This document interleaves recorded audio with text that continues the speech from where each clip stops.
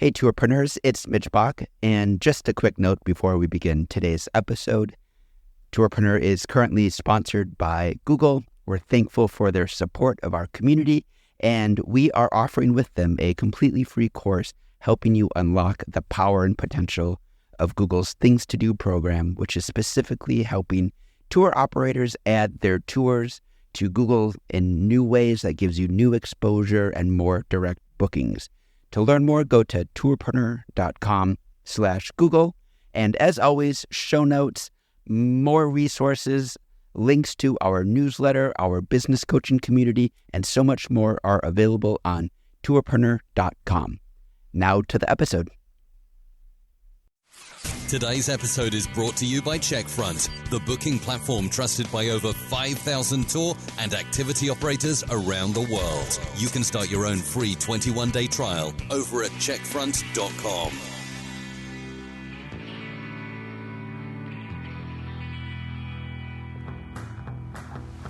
Welcome to the Tourpreneur podcast. Travel industry veteran Shane Whaley will take you on a journey with fellow tourpreneurs, sharing their tips, ideas, insights, and success stories to inspire you to make your tour business the best it can be. And now, here is your host, Shane Whaley.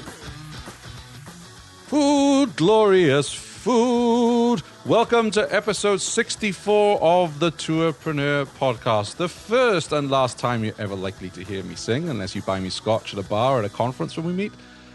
Today I sing that because it's our first ever roundtable with food tourpreneurs. Some of you wrote in saying to me, listen, we love your one-to-one interviews, even if it's a walk-in tour and I'm a bus tour, because we always get something from it. But we would love to hear from more people within our own vertical. So I thought, let's start with food tours. Let's see how popular this is. If you enjoy today's episode, first of all, share it with your fellow tourpreneurs, but also let me know what other vertical roundtables would you like? Maybe a walking tour roundtable, or a history roundtable, or a bus roundtable, or a multi-day tour roundtable, whatever it is. Let me know. I'm really excited to deliver these roundtables. So today we are joined by Midgi Moore of Juneau Food Tours, Lauren McCabe Herpich of Local Food Adventures, and Kevin Durkee, Culinary Adventure Company. So we've got Alaska, California, Toronto, and Vermont represented on today's call.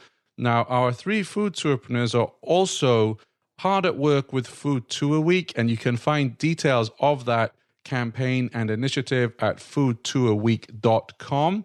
We do spend a fair bit of time talking about that because it's a brand new initiative, and I salute Midgi, Lauren, and Kevin because what they're trying to do is obviously deliver more business to food tours, but also to raise awareness, because there's still a tremendous amount of people that have never been on a food tour and wouldn't even consider going on one. But we do know when people do go on a food tour, that's it. They're all about the food tours, right? So big responsibility for all us food tourpreneurs there to deliver high quality for first-timers. So we talk a lot about why you should potentially join Food Tour Week. And that's a global campaign, by the way. I was surprised about that. I thought it was just North America, but it's not. It's right across the globe. And as some of you know, Tourpreneur is listened to in 110 countries, which blows my mind. And thank you to everyone around the world that listens to us. So we talk about Food Tour Week. We also cover some important topics that are super relevant to food tourpreneurs, particularly around how do we approach vendors and restaurants for food tours? What tips do Midgi, Lauren, and Kevin have when it comes to collaborating and working with restaurants and food vendors in your city? We talk a little bit about booking engines, why they pick the particular booking engine that they're using. Also, we talk about favorite food tours, because I'm always curious to know as tourpreneurs, what are our favorite tours? So there's a lot in this episode. I'm excited to bring it to you, to deliver it to you, to serve it to you, as it were. And like I say, please do share this with fellow tourpreneurs. And also, if you want a roundtable on more verticals, drop me a line. You can find all my details at tourpreneur.com. Today's show notes you can find at tourpreneur.com/64. And welcome to episode 64 of the Tourpreneur podcast, doing something completely different on the show today. We are talking to Juneau, Alaska, Toronto, Canada, Oakland, California, and myself here in Vermont. It's quite the operation because we have our first Food Tour Roundtable. I would like to welcome on the show Midgi Moore from Juneau Food Tours. Hello, Midgi. Hello, thank you. It's really great to be here. And hello to Lauren McCabe Herpich of Local Food Adventures in Oakland, California. Hi, everybody. And to Kevin Durkee, Culinary Adventure Company, Big Cheese in Toronto, Canada. How are you, sir? I'm fantastic. Thanks for having us today. We're excited to talk about food tours.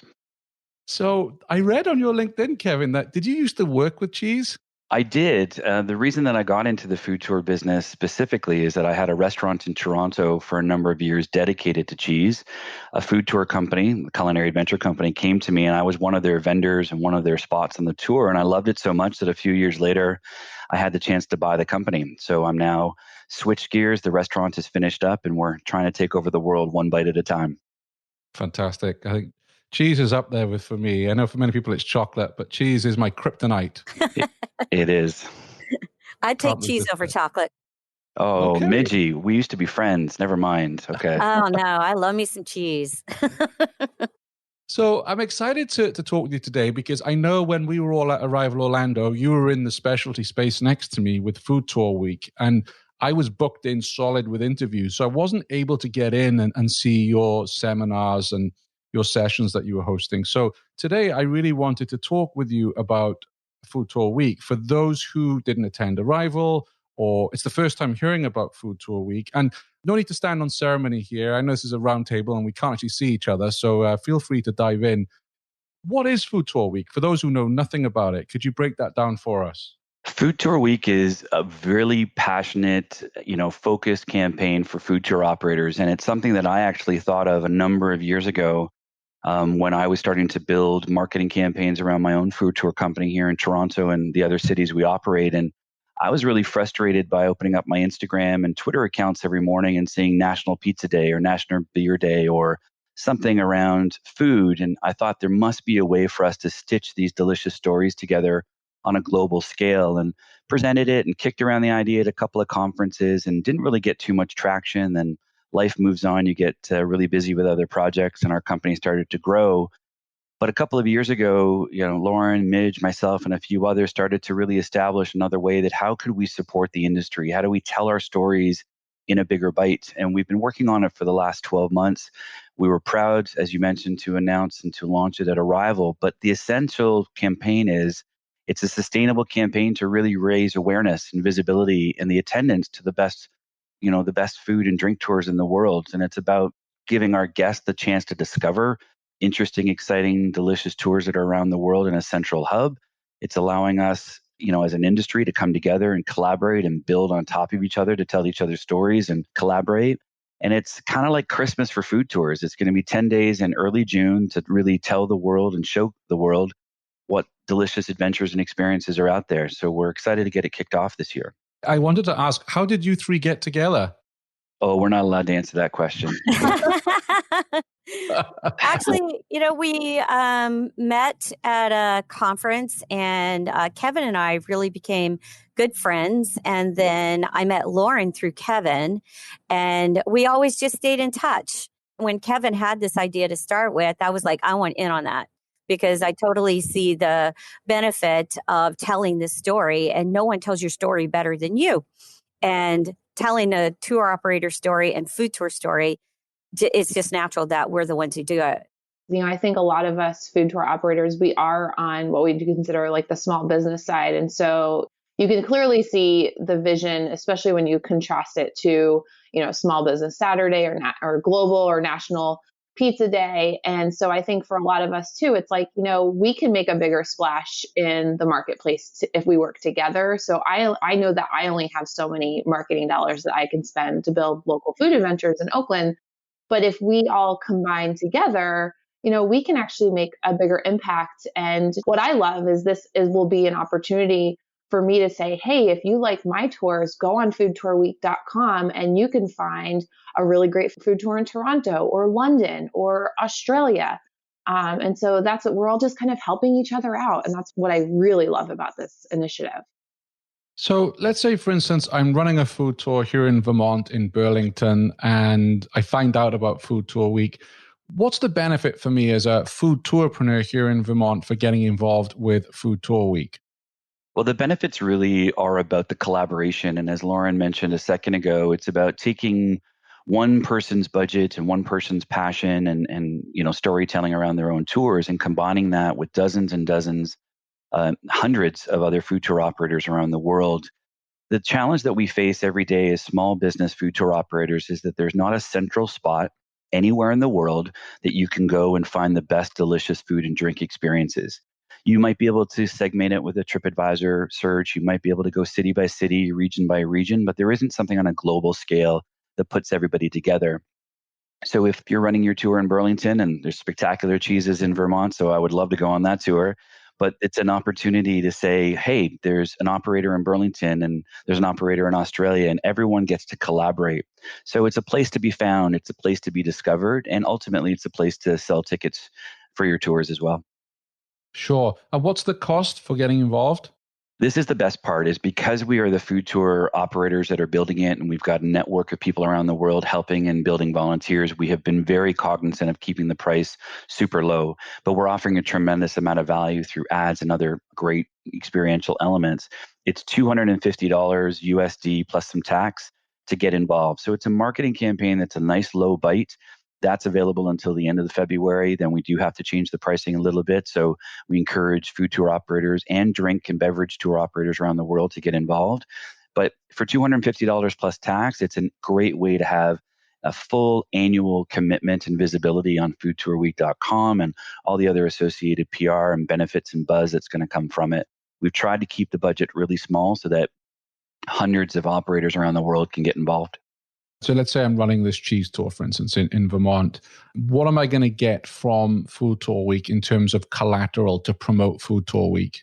Well, that's the best part about it, is that most of us, Lauren's come from, a great background of publicity and PR and television, efforts, and Midge has done an incredible work in writing and being a journalist. I've actually run experiential advertising agencies and worked with some of the best brands in the world. So we've put that great thinking inside of what the deliverables are going to be. There is a little info session that we've taped, so people can go to foodtourweek.com, go to get involved, and they can actually watch the full little seminar. But it's about being on the website and being discoverable. You're going to get full access to the campaign rights and the look, the feel, the graphics, all the things that you can dress up your site, build elements, and kind of create your own activation of Food Tour Week at your local level. We're going to give you design assets all ready to go out of the box, like print cards that you can go and put your logo on and jumpstart that conversation. We're giving digital ads. You're getting involved to be exposed through social media.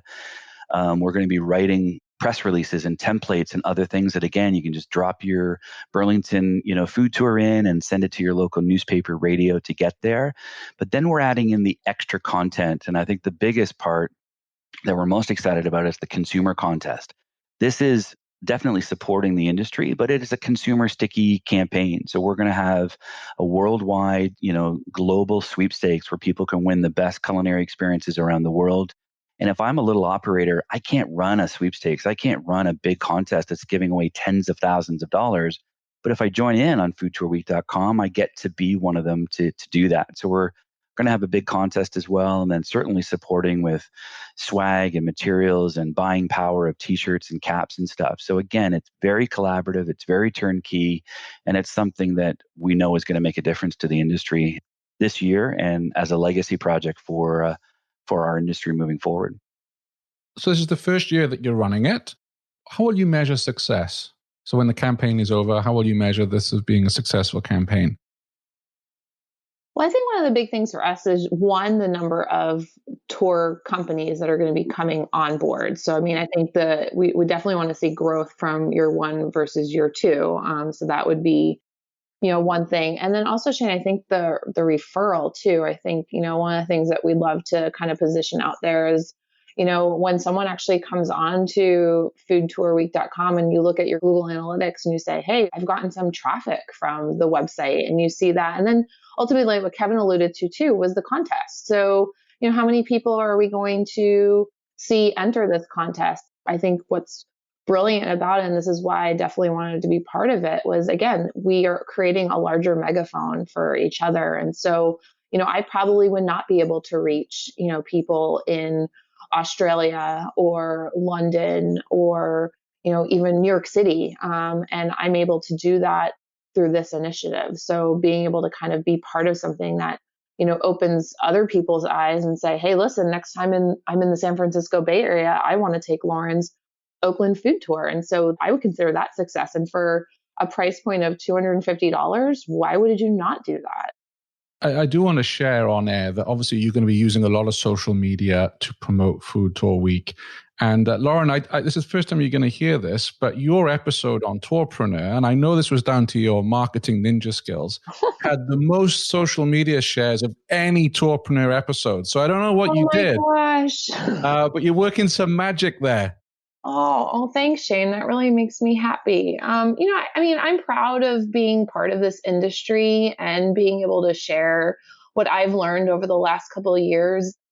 And I wanted to share it out too. So, I'll admit I shared it personally on my LinkedIn and my personal Facebook profile. And to be honest with you, also with my tour partners. So people that I'm working with and they were sharing it too. Again, I think we see that, the food tour industry is just growing and Food Tour Week is helping with that. But I think more and more people are starting to learn like, hey, like there are legitimate professionals within this industry. We're an industry.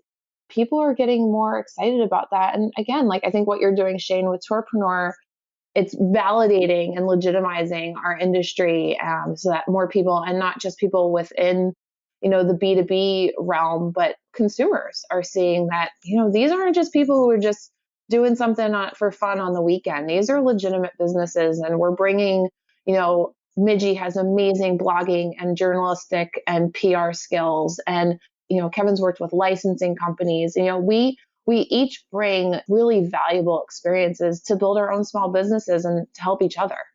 Yeah, and that's why I wanted to share your social media results just through what you did with that episode, because it goes to show that through the collaboration you have, to you, it seems second nature to share it that way. But to a lot of our tourpreneurs, they're still learning the ropes when it comes to social media, right? Because we're all trying to build a business and manage and hire staff and everything else that goes along with it, that not everybody is a social media whiz.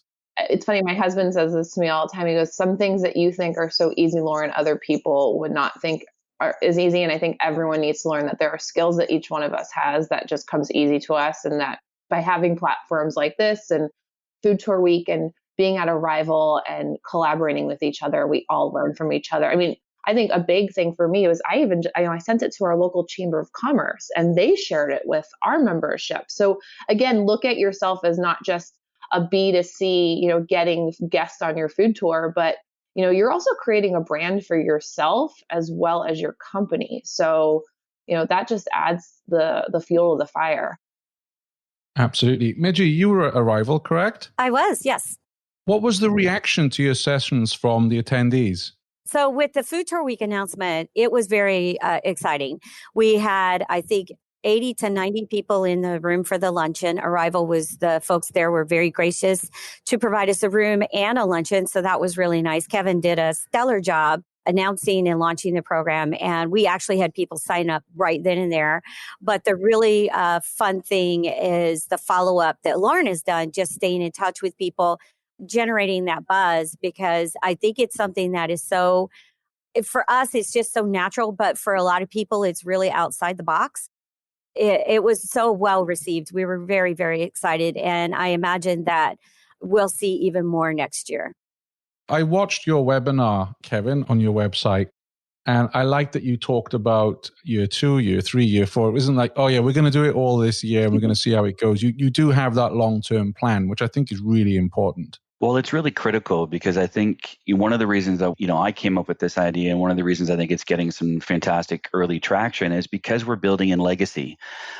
All of us that are in this industry, I have never met one person who left high school and went to university to open up a food tour company, graduated and opened, right? These are second, third, fourth careers for so many of us. And as Lauren mentioned a moment ago, we come to this industry with a remarkable amount of mixed backgrounds and experiences and life experiences and business experiences. And it's nice to be considered part of the leading edge and part of the leaders in this industry and developing a big campaign like this, because we know we can pull it off. We're already getting traction. We're getting dozens and dozens of people signing up. We'll have hundreds of part of the campaign by June, and it's needed. It's one of those things where it's like we get so stuck in the weeds day in and day out of our local businesses, our local tours, and the administration of it all. We have to take a breath and step back and say, we still need to tell the world what we do. And we made a joke. The three of us were interviewed by a rival, and there's some videos floating around. And it's like, I just want success for me out of this campaign is that I can explain that I own a food tour company. And the next question doesn't become, what's a food tour? We want to be able to be really proud of what we do and what we offer. None of us want to answer that question anymore. If you say you own a hotel, you own a restaurant, you're a chef, you're a this, you're a that, it's an instant conversation. But so many still like, what's a food tour? What do you do for a living? It's like, well, I eat and drink for a living. I have the best job in the world, but this is how it comes to life. So I think, through Arrival, through what you're doing with the podcast and inspiring, small, large, medium-sized businesses to share their expertise, and what we're hoping to accomplish with Food Tour Week this year is really to set the base for our industry and show the world what we do and what we eat every day. And for those listening who want more information and to sign up, that they can find all the information at foodtourweek.com. Is there anything we haven't covered about Food Tour Week that any of you would like to raise before we move on to some other topics? One of the things that have been coming up on some of the Facebook groups that I've been posting in on is there's a misconceived notion out there that this is just a US-based initiative, and that is not true. If you are a food tour company from anywhere around the world, as we mentioned before, Europe, Asia, Australia, North America, South America. Heck, if you're doing a food tour in Antarctica, you should be considering joining us on Food Tour Week. This is literally showcasing the best food tours from around the world. So if you are in Lima, Peru, and you know who I'm talking about, Erica La Madrid, you should definitely be joining us on Food Tour Week. So that's a really good point, because we actually have listeners in 110 countries, can you believe? I can't believe awesome. A big hello to our 2 listeners in Mongolia, by the way. I love seeing that every week. Oh, that is so cool. Yeah, the other piece that is just as important as that, this is the global initiative, as Lauren pointed out. The other piece is that this is not 10 days of excitement. Yes, Food Tour Week is, June 5th to the 14th of 2020. But the web, the materials, the collateral, the searchability runs for an entire year. So your commitment is just not the high energy within that time, like the seasonal bite of it all. It means that your product and your tours are going to be searched and looked at and discovered day in and day out for 365 days. So when you look at a commitment of $250 for an annual campaign with the best food and drink tours on the planet for less than 65 cents a day in terms of marketing, there's no reason not to join us, because it's only going to get bigger and bolder. And if you're in first, you're going to get a lot of the benefit from jumping in and joining us. So it's a year-round campaign with a burst for 10 days in June. Yeah, and I look forward to chatting with you later in the year where we can talk about some of the results you generated as well, and some of your learning, because I think that, that first year is always about learning, isn't it? It is. And it's also one of the reasons that we're doing this. I mean, it's like, Shane, how many food tours happen today anywhere in the world? Right? We don't know. We don't know how many food tours are running every day. We don't know how often. And so by talking to our guests and connecting with operators and using the web to grab details and contests and stuff, we're going to have global insights on who is shopping for food tours and where they're coming from and what they're considering as part of their consideration set. And we're going to be able to share that with your listeners again on Tourpreneur. We're going to be able to, share that with our media partners at Arrival. And there's a lot of ways for us to give back, not only just direct bookings to the members that join us on Food Tour Week, but we've got a lot of insights coming from the campaign this year and years coming forward. So excited to see what that looks like.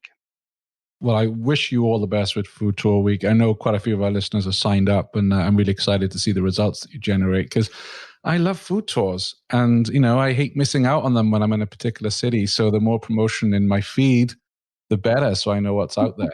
More than happy to post things on Tourpreneur group, Shane. Please do. Please do. And Shane, I heard you took a food tour in Toronto, but I don't think it was mine. So I think I've got a little beef to pick with you. Is that right? I went on the, sorry if there's any vegans listening, I went on the one called When Pigs Fry with Jason. Nice. Okay. It's interesting because I was visiting a friend of mine there. We were going to watch football, soccer, right? Toronto were playing. And, being British, I really miss football because we don't have a team here in Vermont. And I said, let me take you on a tour. I said, what do you want to do? And I sent him a couple of links. And he actually picked out Jason's tour. And we went on it. And even he said, and he's a local. And he was like, wow, I didn't know about half of these places. That was really cool to hear that he wants to go back to some of the places Jason took us to. And he's a local. He lives in Toronto. So we had a lot of fun on that tour. And that's the magic. I mean, for our company, Culinary Adventure Company in Toronto, Winnipeg, and Ottawa, 70% of our guests are local.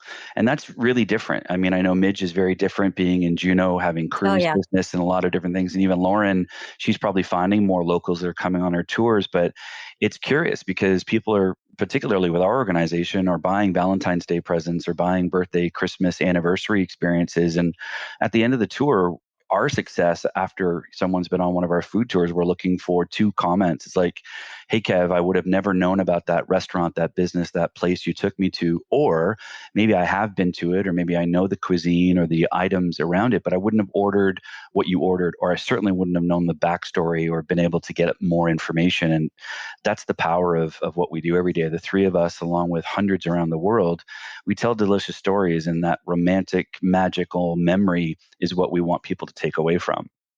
Yeah, absolutely. And certainly with Jason's tour, we had a really good experience. It was a fun thing to do with a local as well.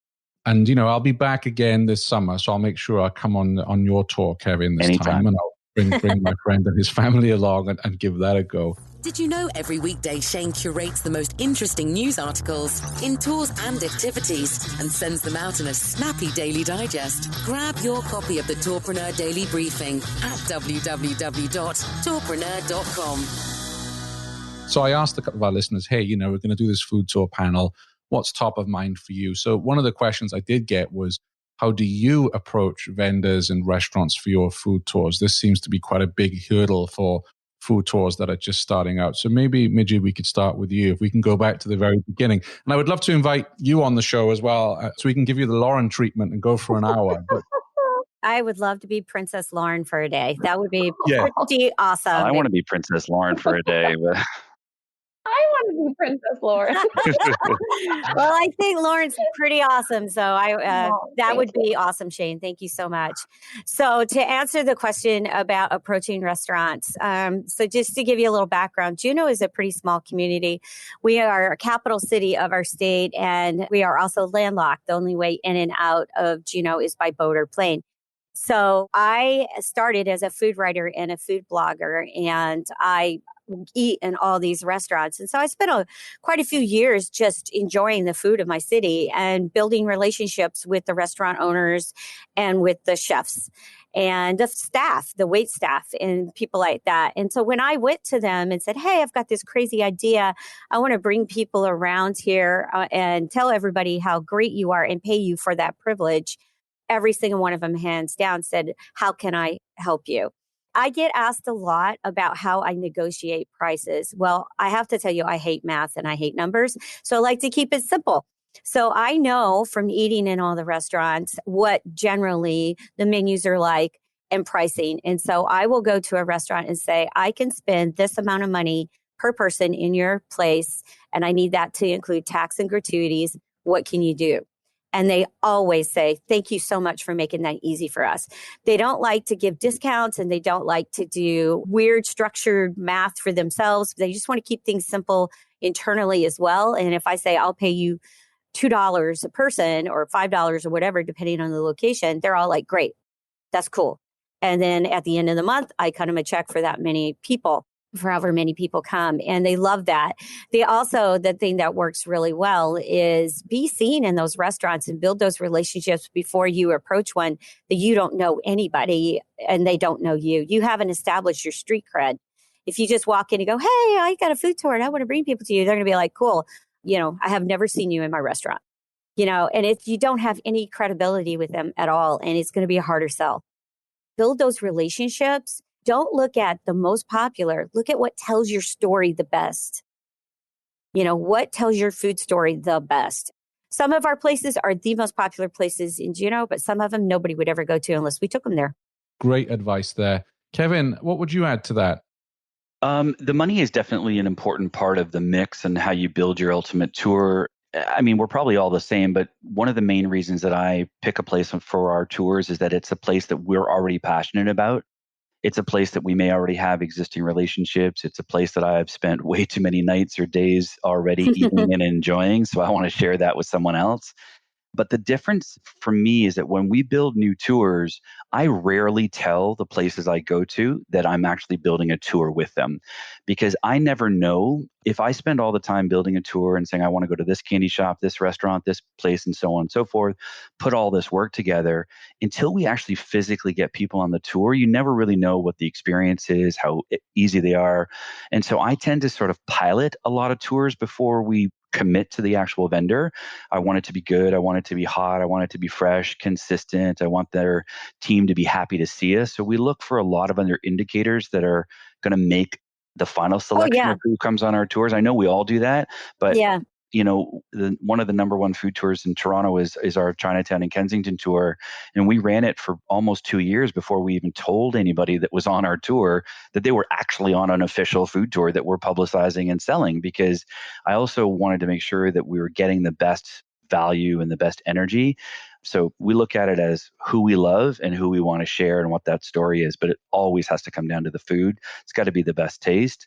And then the final part is when you put these tours together, it's like setting a performance. It's like a ballet. You've got to have different acts and different shapes. So it's like sweet and savory and sit down and nod and heavy and light. And, you know, and all of that comes into sort of who you end up choosing finally for your ultimate mix for the tour.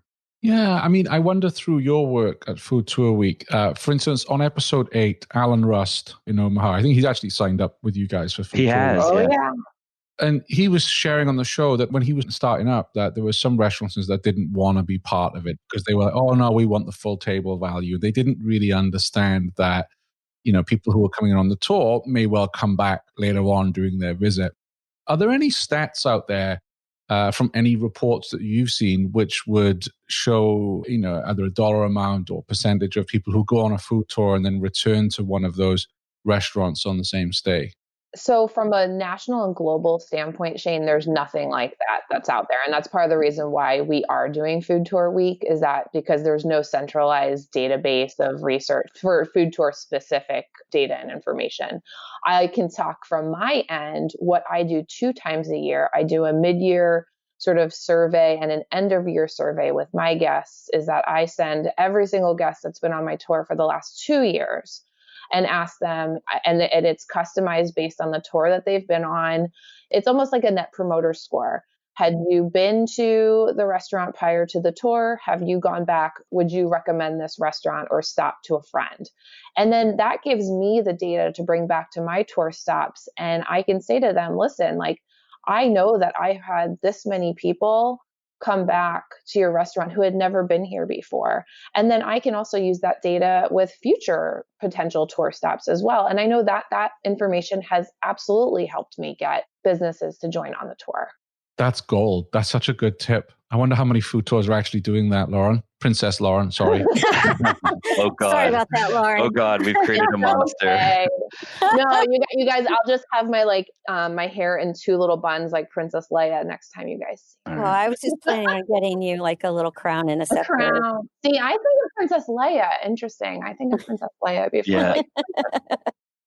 As long as you're not going to run off to Victoria, Canada at some point. Oh, Hey, we're happy to have the Brits. What's wrong with that? Jeez, Absolutely. we got the Queen in our money too here, Shane. So don't disparage the Commonwealth. You're living in the United States. I'm not. True. But Lauren, just so you know that I've secured PrincessLauren.com. So if you'd like the website, let me know. All right. And there'll be Princess Lauren dolls, just merchandise. Like Absolutely, for sure. We've created something here. Get PrincessLaurenFoodTours.com quick. I love it. Brilliant. Our biggest win we felt with Checkfront is customers being able to book online and not have to make that phone call to us, and they can just navigate our website, go through your interface, and just book directly with us. once we get into it and once they see all the system can do, it's quite funny because you kind of see a world open behind them before them, and they're like, oh my god, and I can send emails and I can manage how many people come and I can check them in. I'd recommend using CheckFront because it's simple, it's straightforward, it's easy to use, and most importantly, there are never any problems. Another question that came in was around booking engines. Obviously, you see this everywhere on the Facebook groups, but some of our listeners were like, hey, can you ask your guests what booking engine they're using and why? So I think, Kevin, you are using FareHarbor, correct? I am. And it was a tough choice for us. We started our business in 2010 and we were with another provider for 8.5 years, exclusive, dedicated relationship. But when we started to look at other options and what we needed as a business, we actually had to make the change. And so we switched to FareHarbor in the fall of 2018. So we've been just over almost 1.5 years with them now and couldn't be happier. In brief, what are they doing that your previous partner wasn't able to do for you? It was a few different things. It was a lot of account management.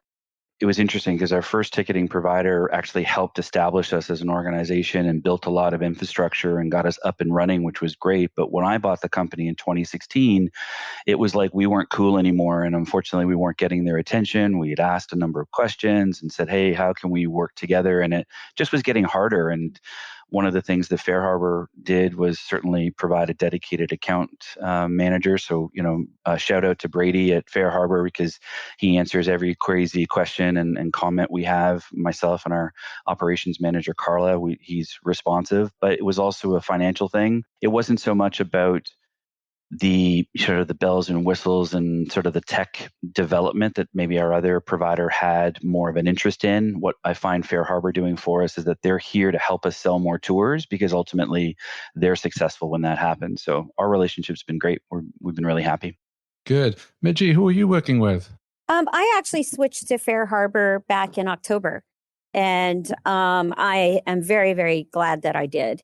I've had a great relationship with them. We're still tweaking my website and doing some things and adding some things, but they're so responsive. And the thing that I particularly enjoyed was that my account rep, Danny, he actually called me one day and he said, hey, I noticed that a lot of your leads are coming from social media. We want them to be more direct. Here's what we recommend you do. And he gave me this laundry list of things to change and things like that. And immediate sales started happening. So they care almost more about my success than I do in the sense of really watching what's happening with my Google Analytics. I mean, they're tied to it because I had the basic Google Analytics information and they added the e-commerce things. So I just get overjoyed when I'm looking at it and I'm like, ooh, sales. So it's just really nice at some of the little things. But the other things too, my internal calendar is much more complicated because I work with cruise lines and I have all of these contracts with cruise lines that people can't buy off my website. They can't buy those tours. They can only buy them through the cruise ships. And so they were able to upload all that information into FareHarbor so that I can track it internally in one location. And that was huge. I almost started crying. I was so overjoyed. And they did it like in 2 days. I mean, it was really a fast turnaround. Wow. That's impressive. Yeah, it was really amazing. So they really want to grow with your business and they want your business to grow with them. They listen to us as far as users and clients about what we're doing collectively, that what we need. And I know I'm having other conversations with other food tour operators about things like MailChimp and using ActiveCampaign and other things and how FareHarbor can play a role in that. And they're listening and they're like, wow, okay, so it's not just you, it's all these other people too. And that really helps. Well, FareHarbor listened to the show, so I'm hoping there's a pay rise in order for Brady and Danny, right?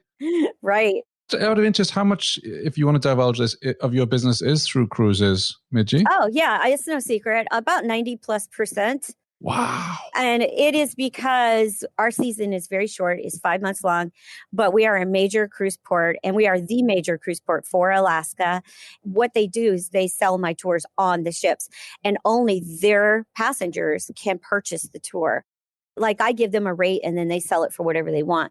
Yeah. But it really makes a big difference because I have that huge marketing engine of, say, Princess Cruise Lines or Holland America, Carnival, Royal Caribbean, Celebrity, all these people. I have these big marketing engines marketing my tour for me. Nice. I heard of some of those cruise companies, but I never heard of the Princess Lauren Cruise Company. I'm actually, I have a meeting with the Princess Cruise people, and I think that my next culinary cruise will be the Princess Lauren Cruise. So. Well, there you go. And we will talk about cruises when we feature you on the show, because I'm just back from a cruise and I booked all my experiences on Celebrity. And people are like, why didn't you go to OTA? Why didn't you go to Direct? And I'm going to share why. Yeah. I'm going to save that for our conversation. I would love to have that conversation with you. That would be really fun. Excellent. And Lauren, who are you working with? I'm with Fair Harbor, so I'm on the same boat. And no pun intended on the boat. And how long have you been with them? I've been with them since 2014, so I'm actually one of the first 10% of businesses to sign with Fair Harbor. Wow, so you're a very, very happy customer then. I am, but to be honest with you, Shane, and I hope Fair Harbor listens to this. So, I think this might be a lesson in just, again, to all tourpreneurs, booking companies need to earn your business. And there is another tour company always on its heels trying to get your business. And so I will say I'm very disappointed right now in a turnover time that for a project that I've been working with Fair Harbor on since arrival in October. So if the team there is listening, you need to return my phone calls, guys. There you go. You heard it on the show. Gauntlets dropped, as it should be. How often do you all get contacted by the various booking partners out there, the booking platform providers? For me, it's probably 3 or 4 times a month at least, maybe almost weekly. And I think it goes in cycles too, because like after arrival, everybody is reaching out to us. And then there's kind of a lull. And then all of a sudden this new year starts. And then I get probably, like Kevin, 3 to 5 a month. And I try to respond to them and just tell them I'm very happy and I appreciate it, because I don't want them to think like, first of all, I'm rude, but I don't want them to think that their time isn't valuable. Yeah. So before we wrap up, I've got a question for you. You've probably read about TripAdvisor increasing rates kind of without talking to operators, just going ahead and adding a percentage. Has that happened to any of you yet? I can't speak to that because I do not sell my tours on TripAdvisor on purpose. Right. I really haven't paid attention because I'm kind of in Midgi's boat. One, I don't get many bookings on TripAdvisor and they're not a priority for me. So we only have a couple of products on TripAdvisor, and right now we haven't seen any price increases. But Lauren's right. I mean, I come at this at probably a little bit more unconventional than others, is because I'm not feeding into the drama. I know that there is a hard life to build with food tours and any kind of tour and experience and the percentage, but I look at TripAdvisor like a retailer. If you've made a product and you've shipped it to Macy's can sell it for whatever they want. If you've shipped your product into TripAdvisor, they can sell it for whatever they want.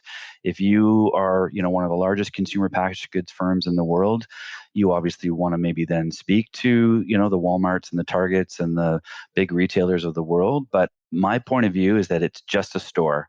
If you're not willing to play their game, then don't put your stuff in the window.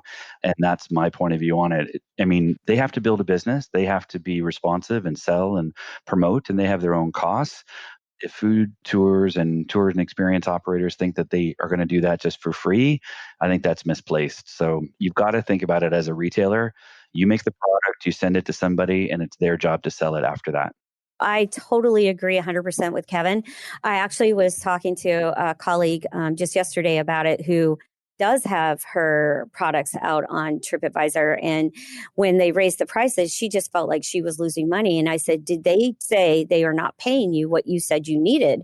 And she said, no. I said, then they can sell it for whatever they want. You're still making what you need and what you agreed on. So, and I think one of the outcries I'm gathering from tour operators of all kinds is that now their prices are more expensive on TripAdvisor than it is on my website. Well, that's great. But if someone is looking to buy something, they aren't going to be going, oh my gosh, I should have bought it on the website. They're going to say, I want to go on that tour in that town. People with their vacation dollars, they're frugal up to a certain point. And they go, yes, I don't care that helicopter tour in Alaska that gets me on a glacier and I get to go play with the sled dogs is $600. I have saved 4 years for that. Yeah, absolutely. And it's $625 on TripAdvisor. They don't care.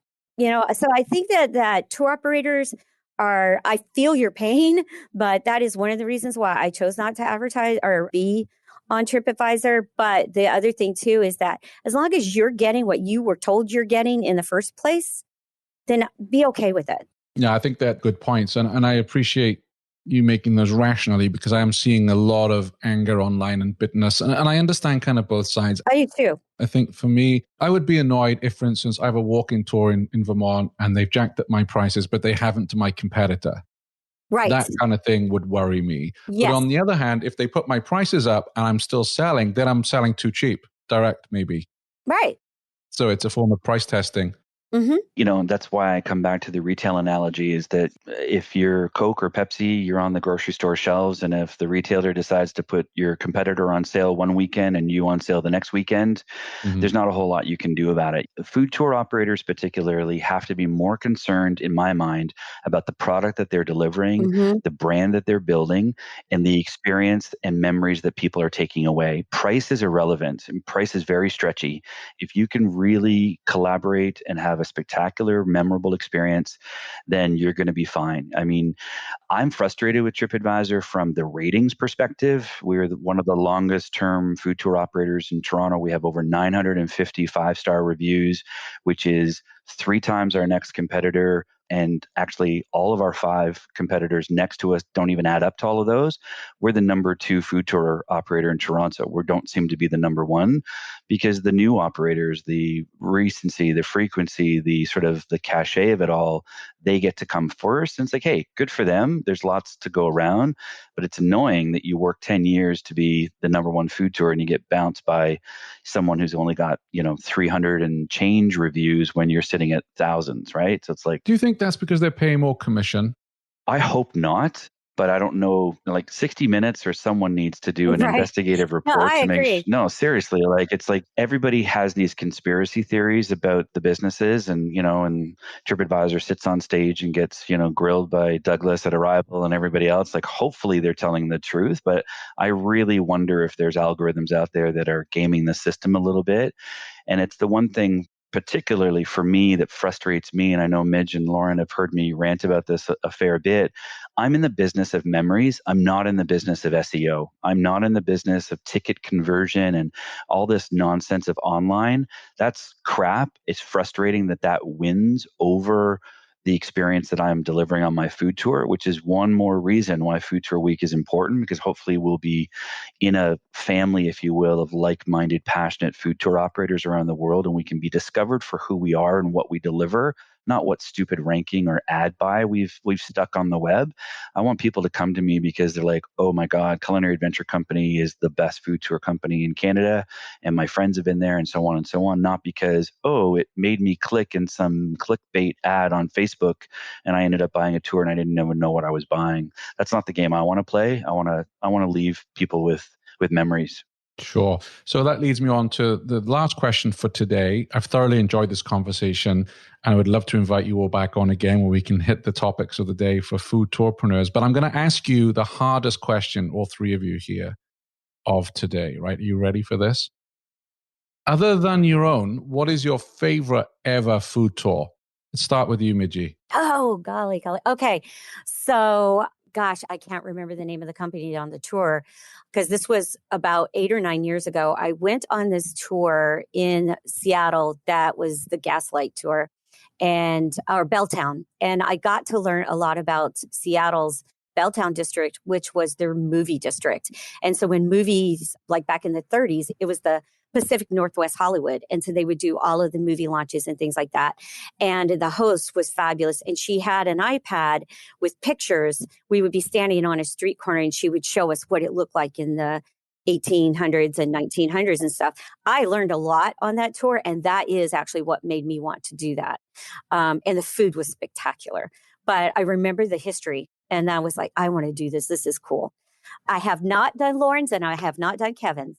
Let me put a disclaimer out there. Kevin has invited me a million times to come to Toronto, and I just haven't made it there yet. But Kevin, I hear Grantley and I may be heading over to Nova Scotia this fall. So Fantastic. All right. Lauren, in 60 seconds, what's your favorite food tour? Okay, it's the one we just took when we were at Arrival in Orlando. It's Mandy Longo's Around Orlando Food Tour, formerly known as Mosquito County Food Tours. She does an amazing tour in Winter Park. And what I specifically loved about her tour is that it was the most unique. Now, she did customize it for us. There was a group of food tour owners that took the tour with her, but it opened my eyes to how food tours can be so unique throughout the world. Part of the tour was on a lake cruise on a boat. We went through the lakes of Winter Park, which is a little suburb outside of Orlando. And so I feel like for a city like Orlando, where most people just go for the theme parks and for Disney and the resorts, this was an amazing way to actually see what a city is all about, and in a way that was truly unique. Fantastic. Kevin, last but not least.